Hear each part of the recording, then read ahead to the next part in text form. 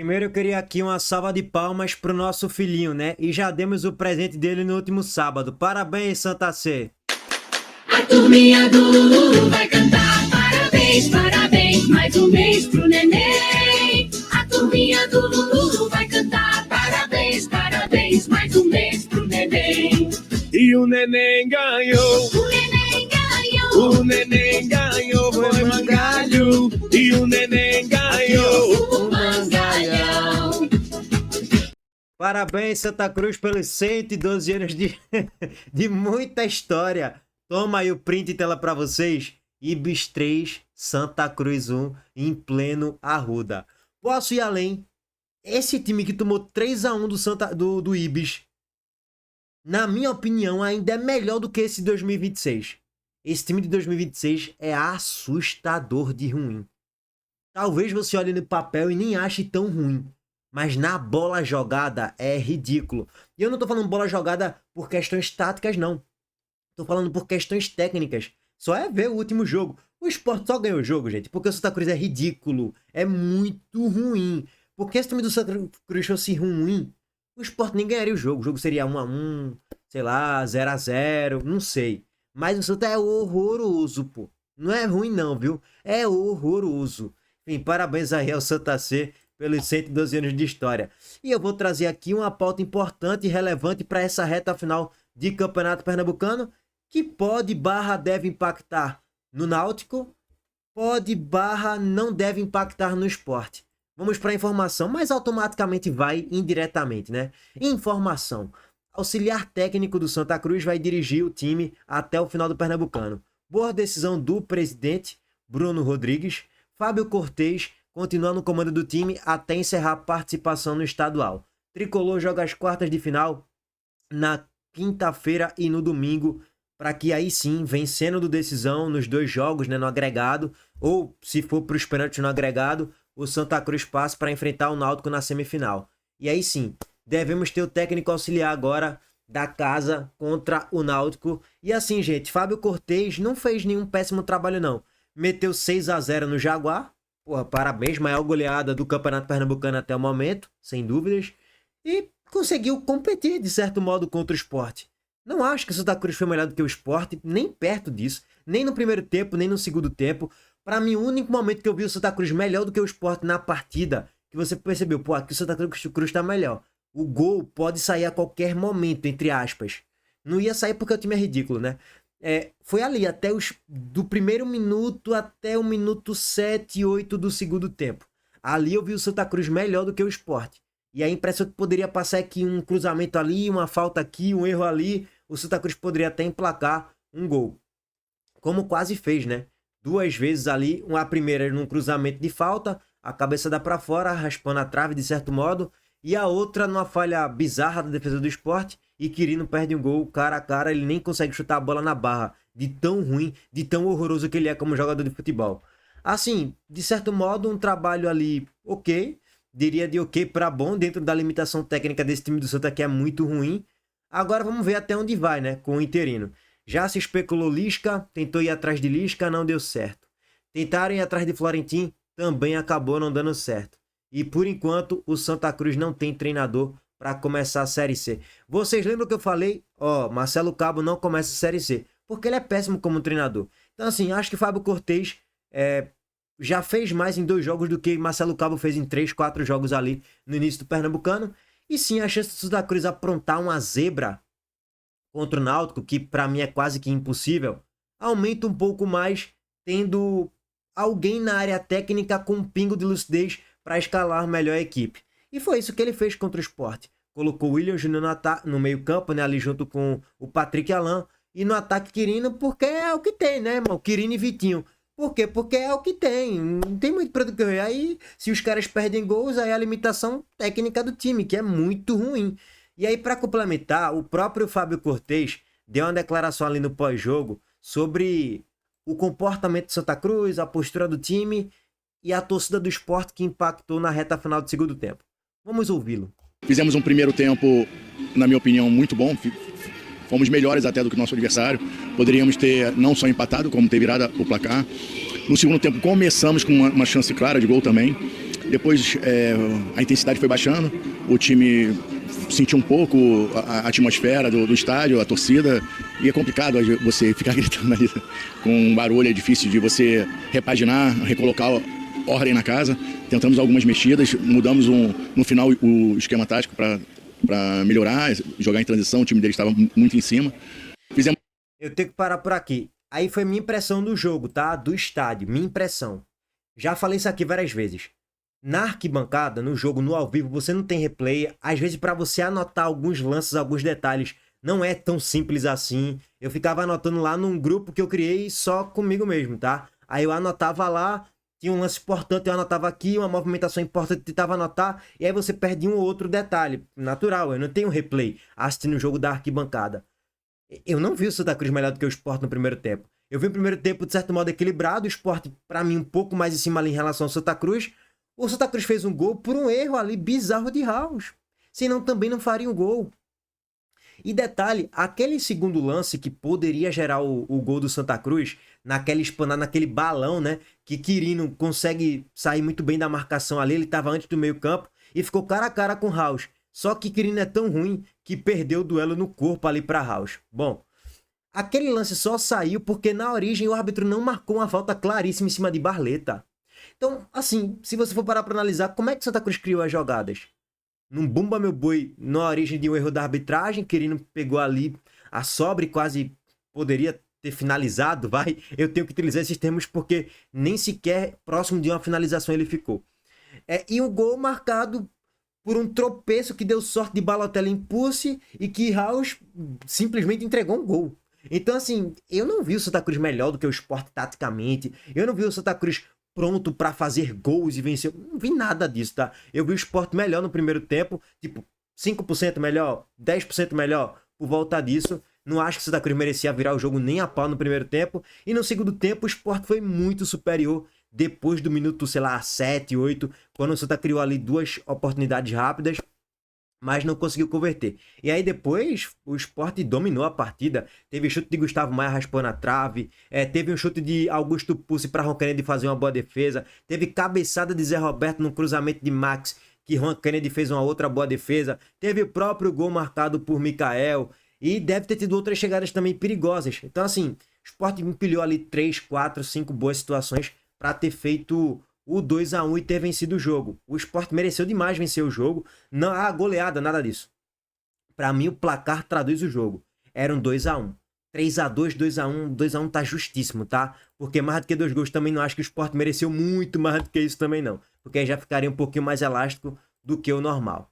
Bom, e aí o outro ponto que ele falou, né, sobre a torcida, né, velho? Esse ponto aqui é extremamente relevante, olha aí. Depois a intensidade foi baixando, o time sentiu um pouco a atmosfera do estádio, a torcida. E olha que a ilha nem tava lotada, né? Tinha ali por volta de 23 mil torcedores. Não era uma ilha lotada, não tinha 29 mil, 30 mil. Se fosse ser pior ainda pro Santa Cruz, né? E é complicado você ficar gritando ali com um barulho, é difícil de você repaginar, recolocar ordem na casa. Tentamos algumas mexidas, mudamos no... Olha aí, difícil de se comunicar com os torcedores por causa do barulho da torcida. É isso aí mesmo, é pressão, meu amigo. E ainda informação atualizada, tá? Depois eu faço um vídeo completo sobre isso no canal. Mas mais uma informação apurada pelo Vitor Peixoto é que Evandro de Carvalho pretende fazer os 2 jogos na Arena Pernambuco nas finais, né? Jogos de ida e volta, com torcida mista, beleza. Pra mim já é um erro ser na Arena, mas ok, depois a gente debate mais sobre isso. Até fizemos um vídeo sobre isso ontem, vou deixar o link aqui no card. Mas com 50-50. No primeiro jogo 50-50, segundo jogo 50-50. É uma palhaçada, né? Pra mim isso é uma piada, inclusive, uma piada de mau gosto. Mas deixa o negócio ficar concretizado, oficializado, pra gente alongar um pouco mais o debate sobre isso aí, tá, gente? Bom, pra gente finalizando aqui as pautas do vídeo de hoje, Derek Lacerda, Edinho, que já entrou em contato com o Derek Lacerda, tava lá no Rio Mar com ele e tal. Derek Lacerda que assistiu o jogo do Sport contra o Santa Cruz, não foi nem na cadeira centrais que ele assistiu o jogo, não. Foi ali na cadeira de ampliação. Eu sempre confundo a assistente especial com a cadeira de ampliação. É aquela que fica mais próxima da geral do placar. Eu sempre confundo. Bom, a informação publicada pelo Edinho é a seguinte. Pessoal, sobre o caso de Derek Lacerda é algo praticamente descartado. O Sport sim procurou o atleta. Porém, o salário do atleta é fora da realidade do clube hoje. e mesmo com o desejo do atleta de ficar aqui, é inviável a negociação. Outra situação é de que o Cuiabá não tem o desejo de emprestar mais o atleta. O clube entende que em 2025 o atleta valorizou e quer vender o jogador por algo ali em torno dos 9 milhões de reais. Pois bem, meus amigos, vamos lá. Trazer aqui alguns pontos dessa formação de Derek Lacerda. Bem simples para a gente fazer a análise. Gente, o Cuiabá vai jogar a Série B. E o Sport também a Série B. É claro, o Cuiabá quer perder Derek, entre aspas, para qualquer time. Menos para times de Série B. Por quê? Os times de Série B vão concorrer com o Cuiabá o acesso à Série A. É meio óbvio isso, né? Aí o segundo ponto da análise é esse. Salário salgadíssimo. Terceiro ponto, o Cuiabá não quer emprestar o jogador. Quer vender para lucrar ali 9 milhões de reais numa operação, 10 milhões de reais. Enfim, é esses os modos de negociação que o Cuiabá quer. Ou seja, não dá, o Sport não tem dinheiro para isso. Ponto, parágrafo. Alô, Matheus Souto Maior. Vocês entraram em contato com o Cuiabá para saber se eles não queriam Carlos Alberto, pô. Carlos Alberto tá aí ainda, não assinou com nenhum clube nesse momento. Porra, tem Carlos Alberto aí dando sopa. Ele pertence ao Sport, jogou a reta final como titular do Cuiabá na última Série B. Vocês aí não gostam de Carlos Alberto? Então, dá Carlos Alberto pro Cuiabá. Dá. Não, mas percentual pra cá, percentual. Não, doa Carlos Alberto. Carlos Alberto é de vocês agora. Em definitivo, ele é o novo jogador do Cuiabá. Doa Matheus Alexandre. Mas 9 milhões de reais. É prejuízo. Gente, não dá, gente. Nem pra Série B esse jogador presta, gente. Pelo amor de Deus. Dá Matheus Alexandre e pega Derek Lacerda em definitivo. Aí tu vai ter os 9 abates de Matheus Alexandre, né? Porque Matheus Alexandre o Sport comprou por 9, né? A gestão não é faixa de Yuri Romão, é bom pontuar isso. Aí, pô, fica esse trade-off aí, fica elas por elas. Compensa. Ficaria no 0-0 Matheus Alexandre e Derek Lacerda, porque Derek vale uns 9 e 10, Matheus Alexandre o Sport pagou 9, então tudo certo. E ainda eles levam de brinde Carlos Alberto. Vê que maravilha, vê que sensacional, que o Sport pagou 15 milhões de reais por Carlos Alberto. Gestão nefasta de Yuri Romão, gestão nefasta de Guilherme Falcão. Então, porra, o Sport ainda sairia num prejuízo de 15 milhões de reais, mas esse prejuízo seria compensado no curto, médio e longo prazo. A gente subiria para a Série A, a gente poderia ganhar até uma Copa do Nordeste, avançaria as mais fases em Copa do Brasil e Série A, né, irmão? Então isso se compensaria ao término de 2026. Um Derek Lacerda no Sport não vou falar que é garantia de acesso, não, mas é mudança de patamar. É mudança de patamar no ataque, e o Sport entraria ali como um dos principais candidatos já para subir e, a depender do encaixe técnico do time, briga por título de Série B. Porque o que Derek jogou aqui é algo assustador de bom, inclusive, tá? Bom, eu tentaria mais uma vez entrar em contato com o presidente do Cuiabá. Presidente, vamos aqui fazer um negócio legal? Tem Carlos Alberto e Matheus Alexandre aqui. A gente dá pra vocês e vocês dão pra gente Derek Lacerda. Vê que sensacional. Mas e Carlos Alberto daqui a 3 anos, como é que vai estar? Dane-se. Eu quero saber do agora, eu quero ganhar a Série B, eu quero... E Derek Lacerda é novo ainda também, tá? Tem potencial muito bom de revenda também. Muito maior do que Carlos Alberto, inclusive. Não tem comparação. Se na Série A, em 17 jogos, ele fez 6 gols aí, imagina na Série B, hein? Era 15 gols no mínimo. Bom, mas assim, gente, eu tô aqui colocando um tom um pouco da resenha, um tom um pouco mais lúdico, tá? Sobre essa negociação de Derek Lacerda, que beira o impossível de fato. Já falei pra vocês, Derek não vai voltar pro Sport. Mas até hoje a foto de perfil dele é essa daí, com a camisa do Sport. Tava aqui pra assistir Sport Santa. Também gosta muito das farras, hein? Das festas daqui, da mulherada daqui, ele adora.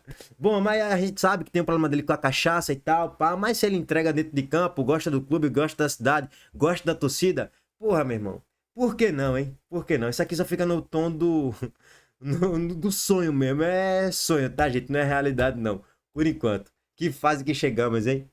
Derek Lacerda seria um sonho. Mas seria mesmo pra uma Série B, sem dúvida nenhuma. Bom, rapaziada, e Zé Lucas? Informação sobre Zé Lucas. O que aconteceu? Logo após a subida para o profissional, Zé Lucas jogou ali cerca de 34 partidas com o Sport, algumas titular, outras reserva e tudo certo. Depois emendou mais 8 representando a seleção do Brasil, óbvio, no Mundial Sub-17. Mas ao retornar da competição, emendando assim 42 partidas no primeiro ano como profissional, O volante sentiu aí uma lesão muscular, sofreu uma lesão muscular, né? E não foi tratada porque ele entrou de férias depois de ser preservado para não atuar mais na reta final da Série A, para ser negociado inclusive. Assim, Zé Lucas teve fibrose, cicatriz proveniente de lesão, e ao retornar para a pré-temporada do Sport, que começou em 29 de dezembro, começou os trabalhos de recuperação na fisioterapia, o que impediu o atleta aí de acompanhar as atividades com o grupo, né? O volante só voltou às atividades em campo aberto na última quinta-feira, estando muito abaixo dos demais a nível de rotação de jogo, ouviu o GE. Eis a razão para sequer ter sido relacionado no clássico aí do último sábado. Do ponto de vista clínico, Zé Lucas está sim apto, mas não em termos físicos ainda. E é por isso que Roger e os demais do staff do Sport tratam a situação com cautela e o volante só vai estrear em 2026 quando estiver em condições totais de jogo. A expectativa é para que ele jogue aí apenas no primeiro jogo da final do Pernambucano. Se é que ele vai voltar ainda no Pernambucano, mas a expectativa é essa. Na semifinal ele vai ficar de fora no jogo de ida e no jogo de volta. A expectativa é essa, tá? E a gente sabe que no futebol tudo depende da reação de cada atleta, né? Tem jogadores que se adaptam muito mais fácil à situação, tem outros que não. E aí é o tempo e aguardar como é que vai ser aí o desenrolar dessa situação de Zé Lucas, tá? Rapaziada, abraço pra todos vocês. Estamos de volta mais tarde em vídeo. Like, inscrição, sino, todos e todos. Tamo junto.